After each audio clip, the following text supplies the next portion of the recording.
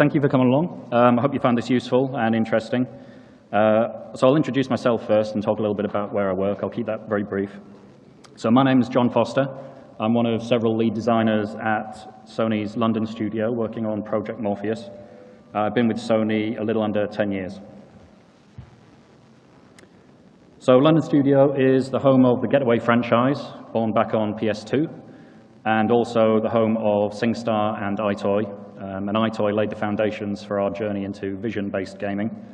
That was then followed by iPet, in which we explored AR gaming in greater depth. And then after iPet came Wonderbook, which pushed us even further into AR. So we've a long history of working with vision and augmented reality in games. And so when Sony started to look at VR as a platform with Morpheus, it made sense for us to get involved early on. So after Dr. Richard Marks and his team at Ski R&D, who developed the first prototype headsets, we were one of the first-party studios to become involved with Morpheus about 2 years ago. I'm hoping to share some of the experiences we've learned along the way in a way that you'll find useful if you're just beginning to work with VR or if you're already involved in it. So we'll move on from the publicity and look at a plan for what I'm going to talk about today. So when I talk about believability, what I'm really talking about is a form of immersion, a word we're all very used to hearing in VR. So I'm going to talk a little bit about what I mean by believability and lay down my own definition of immersion for the purposes of this talk. I'll talk a little bit about why we found immersion to be important at London Studio and how I believe making it a focus can not only improve the player's experience, but can also make our jobs as developers easier. But I'll also look at some of the challenges that we faced along the way, some of the assumptions we made that in some cases we were able to cope with by developing new practices, and in other cases cost us time and money. And then the final thing is I'm going to dig into a specific working example lifted from one of the demos that we took to E3 and GDC. I'm fortunate to be able to talk in some detail about exactly what we've got going on under the hood there, and hopefully that will be useful to demonstrate our approach. I just want to say, it probably seems obvious, a lot of the stuff that I'm going to talk about is specific to our work at London Studio, and we have learned a lot about what works and what doesn't. But if I say something that seems too cut and dry, or it's not clear why we approach something a certain way, please do make a note, ask me questions at the end, so we can try and get the information out that makes it more applicable to the work that you're doing yourselves. It's also worth mentioning that the experiences that I'm going to be talking about are all from a first-person perspective. But VR works very well in third person, and for diorama kind of gameplay, most of the lessons are the same. Again, if there's any questions related to that, please do make a note and ask me, and I'll do my best to give you useful info. Okay, so let's start talking about immersion and where that fits into a game. So I've got my little chart here, presence, immersion, and gameplay, words that we're all very familiar with, I'm sure, especially related to VR. Now, I would suggest that the hardware and the game engine are what deliver the foundation of presence. Now, this is things like high-quality screens, good field of view, 360 rotation and motion tracking, and a high update on the tracking of those movements, 60-plus at least frames per second visuals, all that kind of stuff that we're very used to. Now, I'd suggest immersion is actually a layer above that, and the foundation of presence is what allows for immersion, but it doesn't deliver it for us. The delivery of immersion is dependent on the choices that we make as software developers, both in terms of what experiences we choose to make, but also in terms of how our choices as we develop can affect our ability to create and maintain strong immersion. Now, on top of immersion, I've got gameplay here, but unlike presence, I wouldn't recommend that it be viewed independently. The reason that I've separated it at all on this chart is because there's still a lot of conventional game design theory that does apply, and it's not specific to VR. But I would recommend that you be mindful of the connection, really approach immersion and gameplay together, in particular when you're working out your core second-by-second mechanics. So I'm here to talk about immersion in particular, and I still haven't given you my definition, so we'll address that.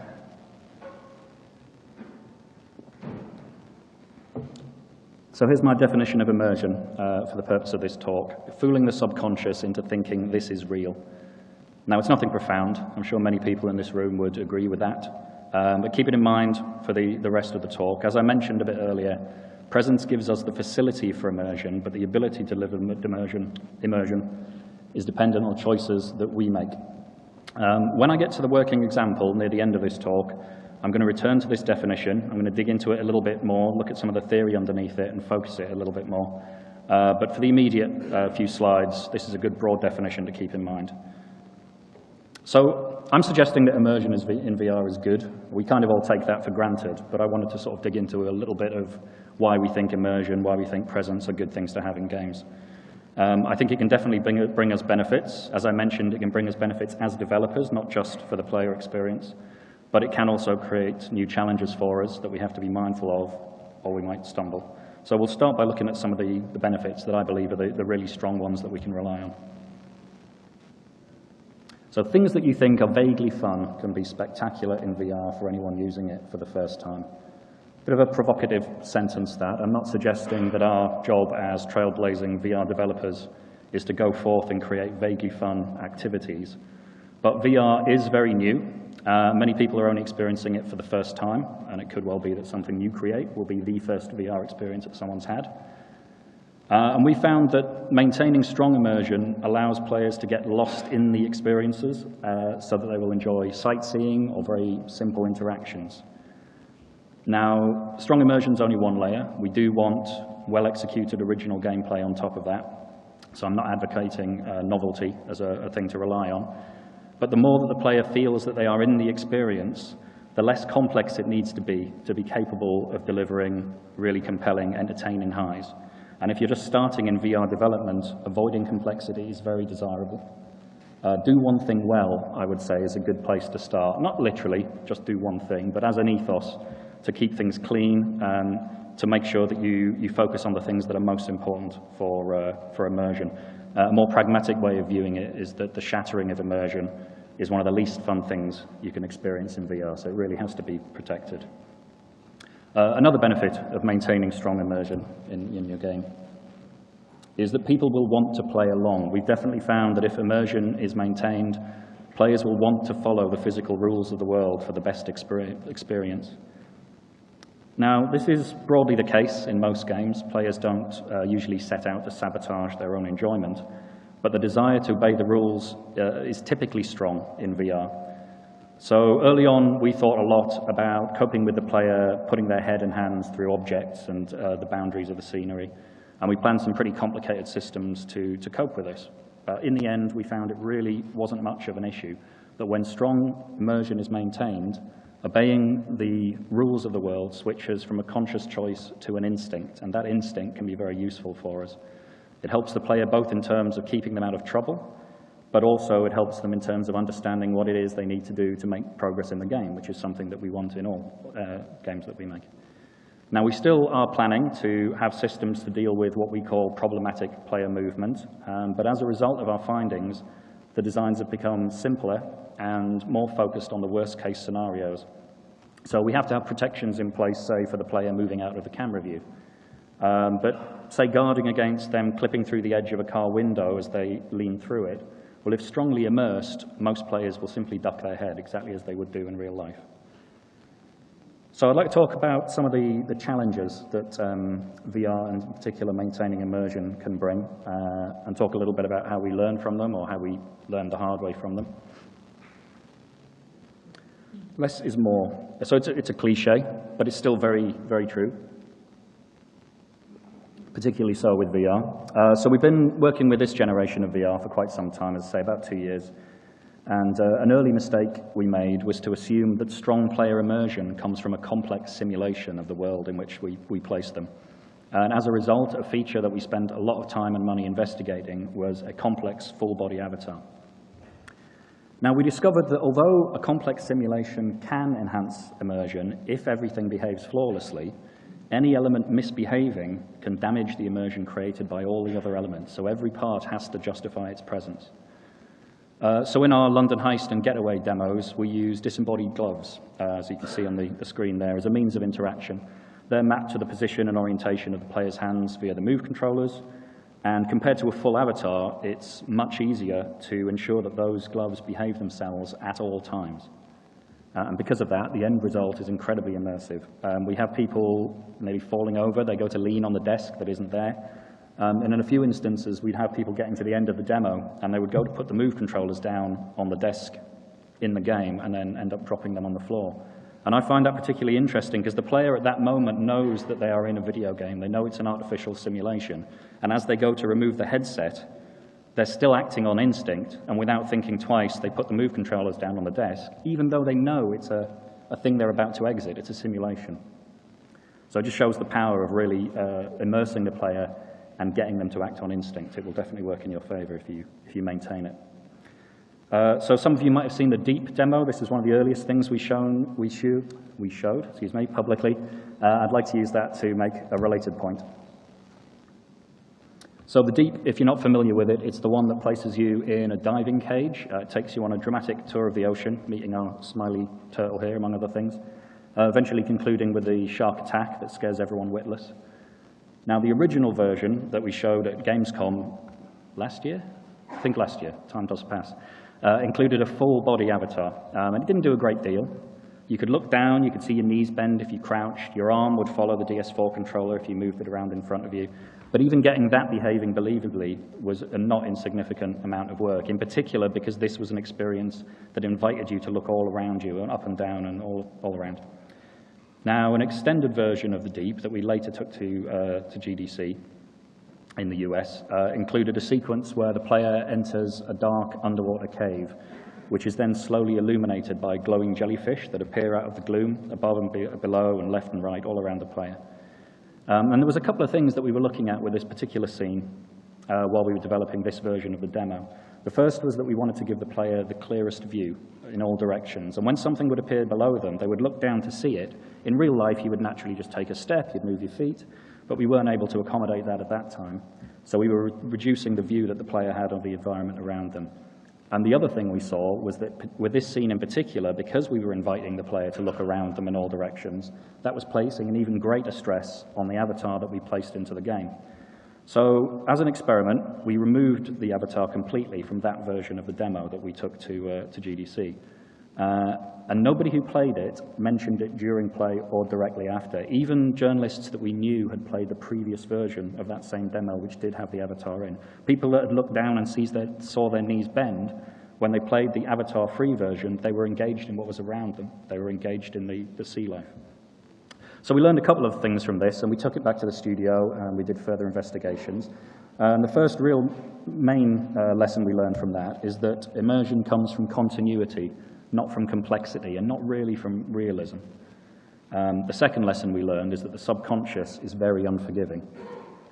So a small number of systems behaving consistently at all times can fool the subconscious into believing this is real, but the tiniest amount of inconsistent behavior risks wasting the potential value of that complicated setup.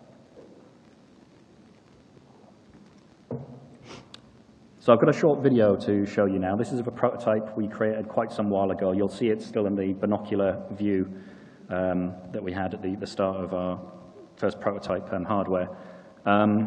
It relates to what I've just discussed, and it also bridges me to another one of the misconceptions that we had, which I'd like to talk about. So what you can see here is extremely simple interactions, very sparse environment. Complexity of the scene is very low, but the immersion generated is extremely high. And this returns to the benefit I mentioned before, that even for people actually very used to working with VR, stacking blocks in a consistent way is surprisingly entertaining. Now, we've explored many different art styles in a lot of prototypes and a lot of demos. And what you can see here is, of course, very simple gray box, almost no art at all, really.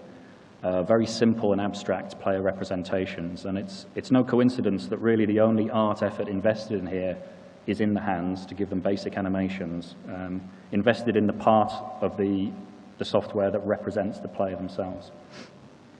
Now, one of the beliefs we had when we were starting off is that although an abstract art style, such as we're looking at here, would allow for an abstract player representation and everything would hang together fine, we believed that a realistic art style would require a more realistic player representation. And that brings us again back to the idea of a full-body avatar. But we really discovered through developing the demos that we've been showing that that isn't the case. The Heist demo demonstrated really well that an abstracted player representation in the form of disembodied leather gloves, it maintains immersion extremely well, even though a realistic art style has been applied across the experience. So from a prototype focused on simple interactions, I'd like to talk a little about the player's ability to interact with VR experiences. So if you were to take the demos that we produced recently, and if you were to compare the actions that you carry out in those demos to carrying out the same actions in real life, you would reasonably say that the player has a very limited number of ways of interacting with the game compared to if they were sat in that chair, in that van, as I will show you in a moment. And in return, the game has a limited number of ways in which it can communicate back to the player. So the player's inputs are the headset, which they can use to control their lateral position and also the direction of facing, as you expect. And they have two move controllers with full motion tracking. They have several buttons on them, but we primarily just use the move button under the thumb and the trigger, and we use two of them. And in return, the game can communicate back to the player. It's obvious stuff through the eyes, through the two screens, and through the ears, positional audio through the headphones. The strong advantage we have there is that both of those methods of communication are isolating. So if the headset is worn properly, the only thing the player will see are the screens, the only thing they will hear is the feed from the headphones. Now, games in general typically have an abstracted method of input. It's not often that you use a control pad to control an avatar in the game, and their job is to use a control pad. There's always going to be some kind of separation. It's something we work with every day. However, we've already stated that our aim is to make experiences so believable that it fools the player's subconscious into thinking this is real. We want them to be acting on instinct. And that intent risks creating a greater conflict between the player's expectations and the fidelity with which they can actually interact with the world in which we place them. So the way that we cope with this problem is by building what I call helper systems. And the job of these little pieces of game code is to bridge the gap between what the player feels like they are doing and what they are actually doing. We have helper systems for picking up objects, interacting with fixed objects, such as opening a drawer or turning a key, for interacting with weapons. And they're just there to kind of smooth the experience between, as I say, the player's expectations and what can actually take place in the world. So I'm going to talk about one of those helper systems next in a lot of detail. But before I do that, I'd like to return to that definition of immersion that I gave you at the start and just focus in a tiny bit.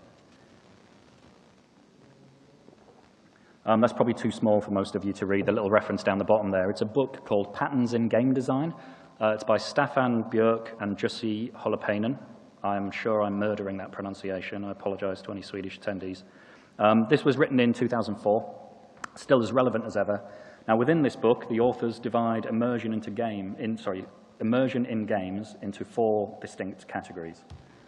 The first one is cognitive immersion. This is having one's attention focused on the problem-solving aspects of a game. The next one, pretty self-explanatory, emotional immersion, being emotionally affected by the events that occur in the game. The next one is sensory motoric immersion. This is the flow experience of performing repetitious actions which provide sensory feedback.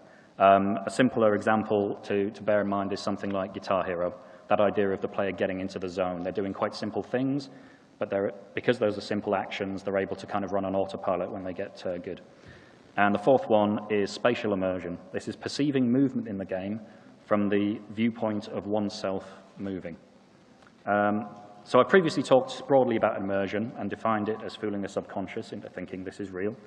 But when viewing the example that follows, it's worth bearing in mind the third and the fourth items. Now, all of the different types of immersion talked about there apply in VR. In particular, emotional immersion can be particularly strong. You know, scary things are really scary. But when we look at the system that I'm going to talk about that follows, these are the two types of immersion that we had in our minds when we were approaching the job that we needed to do. That's sensory motoric immersion and spatial immersion. So, the system I'm going to talk about is the reload action for the pistol in the heist demo. It was also used in a later demo for the SMG. Now, we knew we wanted a physical reload action in both these demos rather than a simple button press. And we wanted the results to be intuitive, but also usable under pressure, because these are kind of action sequences. So the broad lesson we learned in terms of what is fun to do is that interactions with one hand work well, but interactions with two hands work really well. And with that in mind, and knowing that reloading a pistol in real life is a two-handed act, the approach we were going to take was pretty clear to us from the start. Now, many players won't know the full details of how a pistol is reloaded in real life, and we don't want that lack of real-world knowledge to be a blocker for them. Again, this is a typical problem that we would solve in most games, but neither do we want to remove the suggestion of realism. The aim is to make the player feel like they're reloading a real gun, but what we would call Hollywood real rather than actually real. So they aren't an expert gunfighter, but we want them to feel like that is exactly what they are. So we have some systems in place to support that ethos, to make reloading easy and realistic feeling under pressure. So we perform a number of checks. As I mentioned, both hands are used to reload the pistol. One holds a pistol, one holds the magazine. Pretty obvious stuff there. And when the player brings the magazine up to the pistol, we perform a number of checks to see if and how reloading is going to take place. So the first of those checks is kind of obvious. We check to see if the gun is empty. Spent magazines eject automatically in our demos, although you can manually eject them early if you want with a button press. Now, we wanted to keep the reload system quick and action-focused, strongly interactive. We didn't want the player to get held up on ejecting an old magazine, and equally, pressing a button to eject a magazine is not high-value gameplay, so we just automated that step. And equally, closing the chamber, the slide on the top of a magazine. I mean, in some games, that might be a step that you want to include, because that's what the game is about. But again, this is kind of Hollywood real. It's something that many players might overlook, so we automate that step as well. So as soon as a fresh magazine is inserted, they can get straight back to lining up the next shot. So assuming the pistol doesn't contain a magazine, we move to the next check. And this is to measure the proximity of the new magazine to the pistol. So we do this by casting a cone out of the bottom of the pistol butt, and we see whether the contact point of the magazine falls within it. It's tuned to the right size and shape to strike a balance between ease of use, because we don't want the proximity requirements to be too demanding, but also realism, because we don't want reloading to commence when the magazine is unrealistically far from the pistol. All being well, move on to the next step, which is to look at the orientation of the magazine to the pistol. So we compare the dot product to both of these things in 3 dimensions, and we see if it's within the limits we set. I would say, actually, the cone and the angle that is shown here aren't really representative. The actual limit for this is more like 60 degrees. It looks a lot more conservative there. And the cone that is cast out from the pistol butt is nowhere near as large as the blue cone suggests here. So this check is really to ensure that the magazine isn't put in backwards or sideways, or that the player doesn't attempt to do those things. And if it wasn't in place, then the interpolation that follows could look pretty messy. So finally, we compare the relative velocity of the magazine to the pistol. We don't really have a threshold here. We just want to know that the magazine is moving towards the pistol rather than away from it, so that the pistol can't be reloaded by passing the magazine through from the other side. And now, it might seem a lot of steps, and the reload action hasn't begun yet. This all takes a little under a millisecond. But if we get to the end of all these checks and everything's okay, then reloading can actually commence. So the pistol can be held in either hand, and in the images here, it's suggested that the pistol is held in the left hand, which isn't shown. And then the hand that you see in the diagram represents the in-game gloved hand, and the blue line represents the relative real-world position of the move controller, which are mapped one-to-one with each other for almost all of the experience. So at the start of the process, the move controller and the glove occupy the same position, the magazine is brought up to the pistol, all the previous checks have passed, reloading commences. When that happens, the first thing we do is we detach the glove and the magazine from the move controller, and we interpolate them into the correct position and orientation beneath the pistol. Now, the proximity and the orientation checks that we saw previously ensure that this amount of movement is extremely small. And we've tuned the duration of that interpolation and found a good balance between responsiveness and visual tidiness, was in this instance about half a second. Now, in this brief moment, the glove is no longer mapped one-to-one with the move controller, which is generally not desirable, as marked significantly by my blue line turning to red. But it was done in this instance to smooth very quick movements over very small distances, and it helped maintain the illusion of a solid connection between the magazine and the glove that was holding it. So as soon as the glove and magazine are in the correct position, the gloved hand opens and the magazine begins to move into the pistol. And immediately after that has occurred, we interpolate the glove back to its correct position, once again mapped one-to-one with the move controller that the player is holding.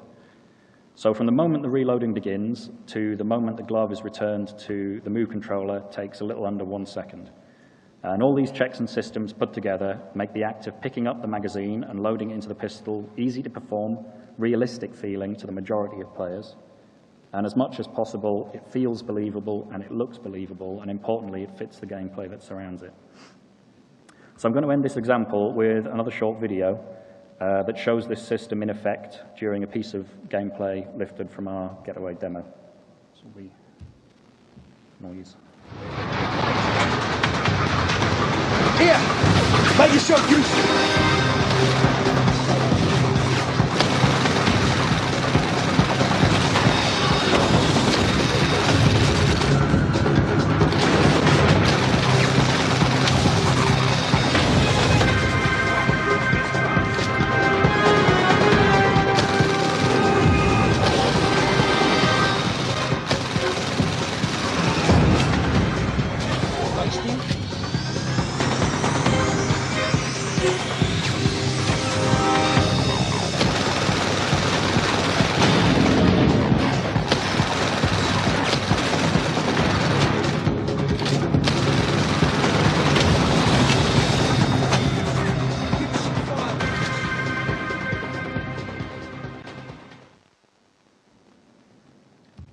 Sorry, the quality of that video is a bit ropey on that big screen. I had to stuff it into PowerPoint, but I hope it was clear what was happening there.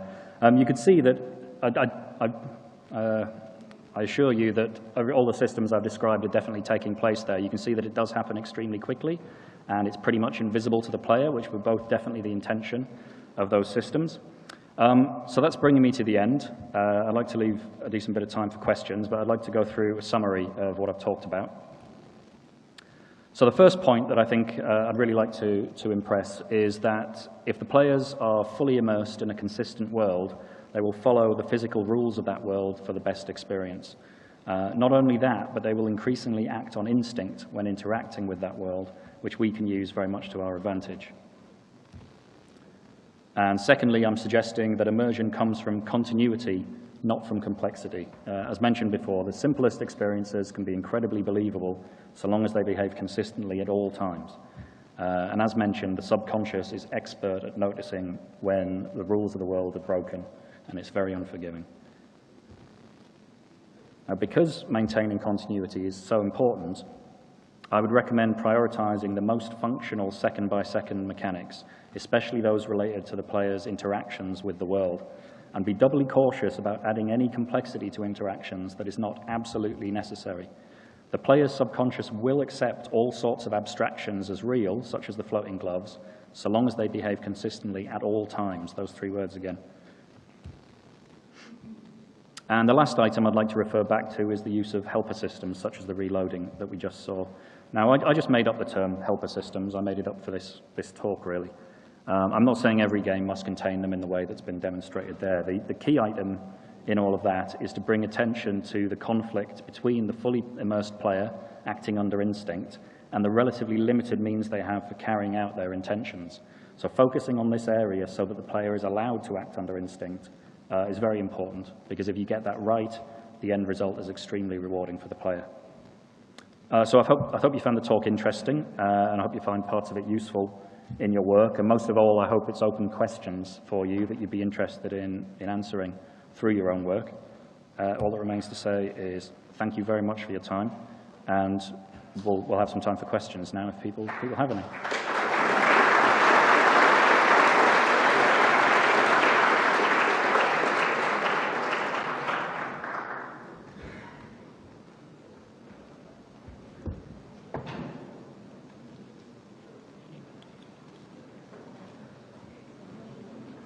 I think there's somebody out there with a mic if people have questions and want to stick their hand up. I think someone will find you.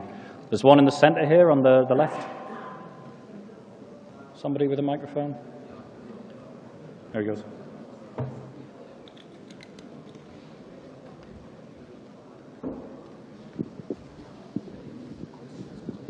Test. All right. Okay, thank you for this very insightful talk. My question would be, while you were listening, emotional feedbacks, things Yes. like horror in this Shark Tank example, I'm very curious to hear your thoughts about emotions that are a little bit more complex to achieve. Things like empathy, designing for empathy. Think of a narrative example in which the player witnesses a family tragedy. Do you think... Sorry, could you repeat that last bit? The mic's quite... Hello? Okay. So basically, while emotions like fear and stuff are very straightforward to achieve with Shark Tanks and all that, my thoughts are, what are your thoughts on achieving emotions that are harder to achieve, such as empathy, in which, for example, think of a example in which the player has to witness a family tragedy. Do you think these are things that are worth pursuing and researching in VR? Okay, so the question for those that couldn't hear is asking about creating emotional empathy in VR, that there's certain emotions that are easy to achieve, like fear, but what about more complex or harder targets such as empathy? I would say really it comes back to creating something that is consistent. If you think of, say, take the work of a lot of the animation studios that produce films, was it the very first one that Pixar did, the lamps, which I forget the name of, apologies Pixar. And through the movement of those, they're able to create very lifelike emotions in the characters. And therefore, as a viewer, you feel emotionally attached to those characters and respond. I would say that VR gives you the ability to take exactly the same skills, really, and create an even stronger sense of emotion within the experience. The main thing is that because the player is present in the world, and to some degree they can interact with it, even if you haven't got mechanics that involve reaching out, the ability for them to break the consistency of the world that's the risk with that, I would say. I think you can definitely create empathy using the normal approaches. You have to put the player in a situation where they're not required to do things, or they're not required to interact in ways that will break that down. Really comes down to consistency. That might turn out to be the answer to a lot of the questions, to be honest, but please keep them coming. Another chap here. Oh, sorry. All right, I'll leave it to the people looking out. You said that when people look down and they have no body, that nobody realized there was no body. In my experience, the first thing when I had an Oculus Rift and I played Doom is I looked down and said, oh, I don't have a body. And I make a game where you sit in a vehicle and you steer this vehicle, and the first thing that people realize is, oh my God, I see my own body. It's a body mimicking, and it's like the first thing to realize. And I thought that maybe it's a difference if people are standing and looking at things or sitting down. That in one situation, displaying the own body is not really helping much, and in the other situation, it's quite important. Yeah, absolutely. So the question again was that in some situations, the attendee is asked, so the attendee, that's very formal, sorry, saying that some VR experiences, you look down and you see that you don't have a body and you register that. In others, such as cockpit or car-based games, you look down that you see that you have a body, and that's a very key part of the experience. Now, I would actually agree. I'm not advocating that a body is not necessary. I think it really is a risk-reward sort of balance that has to be done. One of the other demos, which I didn't really show today, but one of the demos that we have out there is a luge game where you're lying on kind of a big luge board and you're racing down a hill. Now that demo has an avatar in for two reasons. One is that your view ahead of you, because it's a lying down experience in the software. The experience is that you can see your body, and it would be more unusual if it was missing. But also, because of the nature of what you're doing, the complexity of the avatar to meet the needs of the job it's got to do is considerably lower than in some of the other experiences. So I think I mentioned in one of the slides that complexity can enhance immersion, but it's based on if everything behaves at all times. And really the balance that has to be struck is if a system is going to work 80% of the time, well, that's not enough. If it's going to work 90% of the time, that's not enough either. It only takes that one mishap and immersion is broken, and if that keeps happening, So then that's gonna ruin the experience. So if you can have a full body avatar that does gymnastics, then it's a good goal to aim for, but I wouldn't necessarily say it was a practical goal to aim for. And if you're looking to move into VR and you want to make a business of it, be really, really careful about setting those goals as all or nothing. We've definitely found that you can do without, and we've definitely found that doing without allows us to produce, in the end, a stronger experience. So that's really the balance. Hope that answers the question. That was a bit long-winded. I'm not quite sure whether I got that part right when you said that players who were really immersed in the VR experience, Yes. that when they stopped the VR experience, they still had some kind of like confusion, or was that still part of the experience? Right, sorry, it was the example I used about people getting to the end of the experience and still acting on instinct. So sorry if I wasn't clear. Not that after they'd removed the headset, but they're getting to the end of the getting to the end of the experience, and they're about to remove the headset. So they know that they're about to leave a video game. But before they go to take their hands and lift the headset off, they want to put down the move controllers they have in their hands. And they put the move controllers down on the desk that's in the demo, even though they know it's a video game. I mean, when they're shooting, you know, if you ask them, are you in a video game, of course they would say yes. But in the moments during the shooting action, they get immersed, they forget where they are. But when they get to the end, they know what they're going to do. They're about to leave this simulation. And even then, in the seconds before they do so, they drop the controllers on the floor because without thinking about it, their subconscious says, I'll put them on the desk. And when they take the headset off and they realize what they've done, it's the kind of two realities crashing together. A bit of a cliche, that sounds, but you know, there is that moment, the look on their face is like, I've just realized what I've done, and that's so confusing and also kind of amazing.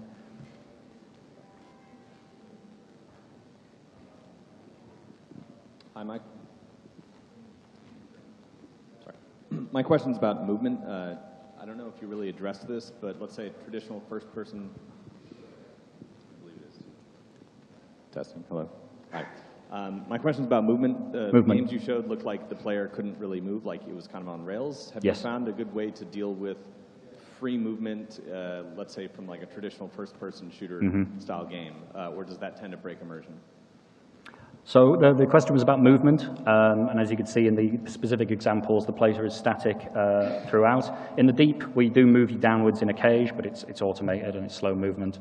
In the luge, you drive down a hill, and so you have a great deal of velocity in one direction, but not in the other axes, and there's also not a lot of rotation, and that's one of the key things.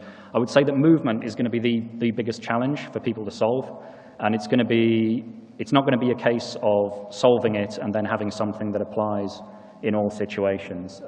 As you probably know, like the key thing is having that disconnect between seeing yourself moving in the game and not feeling that movement in real life.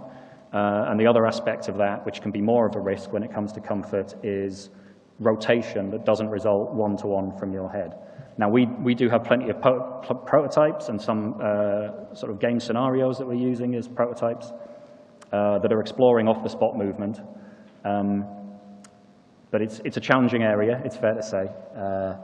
Having static reference, such as a cockpit, is one of the things that can work quite well. It really depends on the exact scenario and what it affords you. So if you've got a car racing game, you can have the ability to have a car around the player, and that will certainly help. But I don't have a good answer for that one, because I think it's an area that we've got to solve game by game, and it's going to take a little while for us to be able to make any kind of experience we want and still address that problem.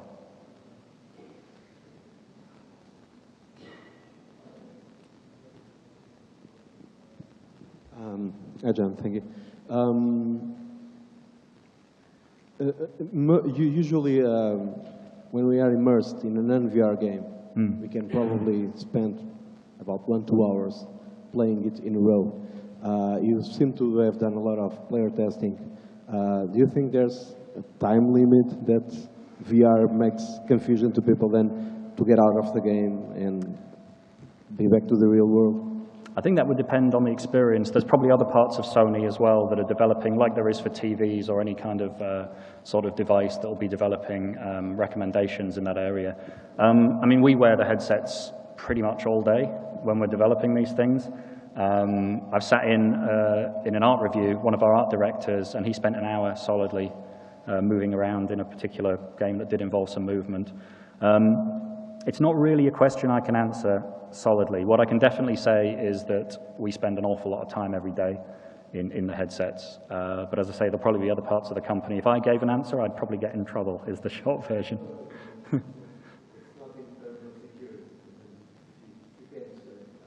Yeah.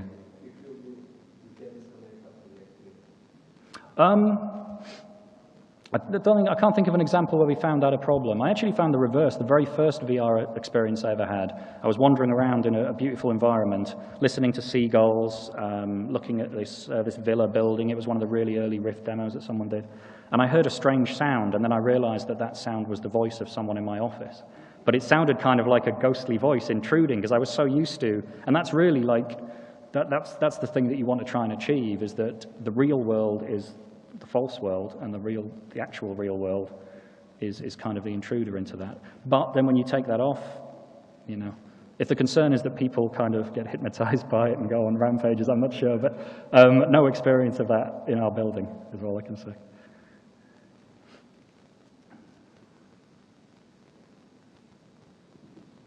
Hello. So my question is related somewhat to a couple of previous questions regarding the position of the body, or the discussion that you did, complexity and breaking the illusion. More specifically, question is about how do you see the effect of lack of proper proprioceptic feedback to the player in breaking the immersion in reality? And that goes actually to two things. One is the orientation and position of the body and change of that in time, meaning the motion of the body. And the other thing is the incorrect passive force feedback of the objects that you are handling, like lack of the weight or physical resistance when you are creating this sort of a virtual reality experience, because that's something that we can't address with the current technology at the moment in a satisfactory manner. So the question is related to the possible disconnect, if I got this right, between the position of the player's body and the position of their representation in the game, and also, I believe, like haptic feedback and the absence of it, depending on the kind of the hardware you've got. To answer the first part of that, I would say absolutely avoid an incorrect position of the player compared to the position of their body. So one of the things that we've been exploring when it came to movement, when it came to dealing with a play space that we wanted to be larger than it could be, when we were exploring possible solutions for different heights of a player, is systems that would translate the player movement over time. So if you were shorter and you stood up, we might move your head higher in the game than you'd actually moved in real life, and vice versa. If you were very tall and you stood up and we wanted your head in the game to be a certain height, you move your head less far in the game than it had in real life. Those prototypes weren't, well, they were very successful in teaching us, but they weren't successful really as good gameplay. I would say that that sort of thing can be used, but it should really be avoided if at all possible. As you say, the word that I always mess up, proprioception, or I've probably got the I and the O the wrong way around, the body's awareness of where its limbs are. Again, the subconscious is really, really good at that, and it can work to your advantage. So if you have a game that involves picking something up, if you pick something up in real life, you look at the object you want to grab, you don't follow your hand as it goes there. Because you act on those instincts, that can be very useful, but because you rely on those instincts, if the information that the body gets is incorrect, then they will definitely work against you. So in the first instance, I would say, absolutely, if mapping one-to-one is your thing, then stick to that. There's a saying that came out when we were looking at avatars, is that the elbow really only has one job, which is to behave itself. And if it behaves itself all the time, then you will be convinced it is your elbow, but kind of stop paying attention to it. If it doesn't behave itself, if it's in the place that your elbow is not in real life, that will become like a flashing beacon to the player's subconscious. With regard to haptic feedback, that really, until the far future when we can do things with the nervous system, that's really going to come down to the hardware and people developing systems that can give you that feedback. But I would say that it's not that we have to wait for that time to arrive before we can get these very compelling experiences. When people use the heist demo and when they're picking things up from the table and turning them around, they don't take very long at all to forget that what they're feeling is a move controller and working a trigger. They start to believe that those are their fingers. They start to believe that they have just picked up a picture frame, for example, and turned it around. So no doubt people will work on haptic feedback solutions, but we haven't found them to be, we haven't found their absence to be really a problem. It's, you fool the mind and it will just, as I mentioned, it will accept all sorts of abstractions so long as they behave consistently. Just a brief follow-up on the part with dropping controllers into imaginary desks and stuff. Yes. Do you believe this is just an early phase that people will get used to the fact, okay, there is no desk there, and they will properly dispose of their controllers, or will that be a continuous problem of VR? Sorry, that we... In the sense of that we are not really used to VR in the quality we can experience now. And so we have all kinds of, like, say, child diseases that we will outgrow eventually. That's my guess. But what is your guess? Is it as people have dropped their controllers because they thought it's a solid desk to put the controllers on? What will happen in the future? I think people will probably get used to not dropping their controllers. I mean, that, again, it's like, I don't know, if you play guitar, if you pick up a guitar, then your hands just go to the right place before you have to start thinking about playing. And we find, when we're working on this, that you get used to where your desk is, and so when you want to put a controller down, you know where to put it. I don't think the aim, though, is to not fool people in that way. I think they will develop habits that will allow them to, you know, that extreme example there where people are dropping their hardware on the ground. I'm sure that will stop happening because people will develop habits, but I don't want it to stop happening because they're no longer being fooled by the game. I think the ultimate goal is to have them say, that is a real desk. When they come to exit at the end, then a habit will kick in and they'll say, I'm going to put these down where I know my coffee table to be. But the goal, I think, shouldn't be to not have them believe that's real.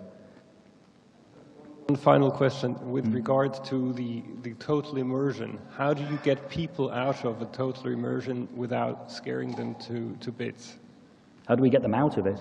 Yes. Say, for instance, if you are experiencing a cool game, maybe even a survival horror title, and mom comes up and says, dinner's ready. How do you get mom into the game without... Oh, that's hypothetical, that's broad. I mean, we've talked about having different approaches for the player to be able to, like, find a safe space, if you like. So if they're in a scary game, let's say there was a button press that you could press to put you in a cushioned room or something ridiculous like that. The problem there is that they wouldn't think to use that feature. The more that they're immersed, the more that they are saying this is real.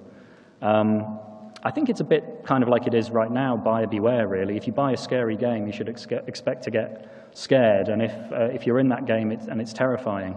I mean, I don't know, there's a game that comes to mind, Amnesia. I mean, that's just a game on a TV screen.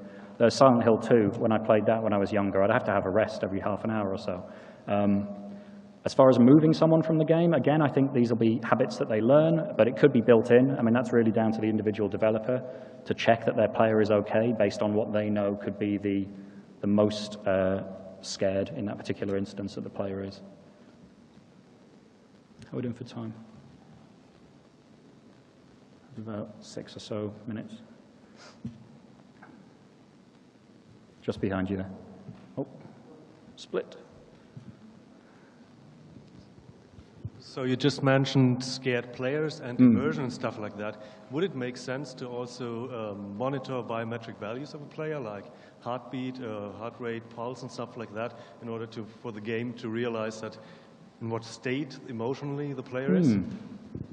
That would, again, require the hardware to some extent, I suppose. I mean, what we have is a camera, and I know that over the last few years, in fact, before VR came to our studio, we were interested in using the camera as a way of recognizing the behavior of the player, looking for erratic movements when they're afraid, or you know, it's not too dissimilar from noticing that there's 2 people sat in the room rather than 1. I would think things like heart rate, that's going to need dedicated hardware, and I'm not aware of anyone building that into a headset. That would be an interesting area.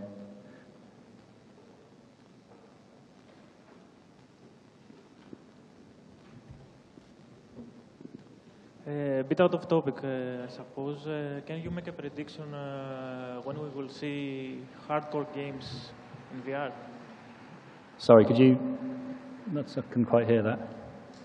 Prediction when we're going to see hardcore games, the first hardcore games in VR. Oh, right, okay. Oh, a prediction. I'm not good at those. But if I were to make a prediction, I think the first kind you'll see will be the cockpit-type games, because that definitely solves some of the problems for you when you're first moving into VR. And it also gives you a degree of relatability, which is one of the important things in VR. So driving games, mech games, those will be the kinds of things that I expect will be easiest to execute effectively for developers that are starting to look into that space. I think the running and gunning is a little trickier because you have that abstraction between what the player is doing in real life and what you expect them to do in the game. As far as a time scale, it's going to be, the market will be there as soon as the hardware is being bought. I mean, I would say that the people that are going to buy this generation on day one, the appetite for those kinds of games will be part of that audience. So it's not going to be a long time, I think, before we see the first versions. I know that some of them already exist in Rift mod circles.